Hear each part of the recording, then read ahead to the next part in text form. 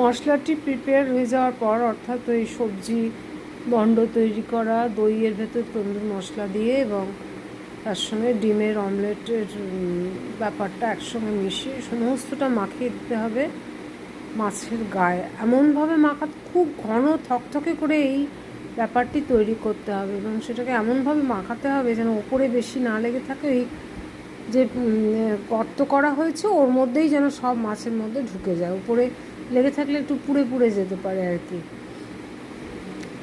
সমস্ত মাছগুলো তো এইভাবে মাখিয়ে সাজিয়ে, এবার ধরুন যাদের ওই ওভেনটা নেই বা কনভেকশন ওভেনও নেই, তাদের তো অল্প একটু তেল দেওয়া ছাড়া কোনো গতি নেই, কেননা তন্দুর কিন্তু উইদাউট তেলেই হয়, উইদাউট অয়েলে। কিন্তু এখানে যারা শুধু কড়াই বা ফ্রাইং প্যানে করছেন, তারা অয়েল ব্রাশ করে মাখিয়ে ভালো করে নিয়ে ওইগুলো পরপর সাজিয়ে দিতে হবে, দিয়ে একটু চাপা দিতে হবে।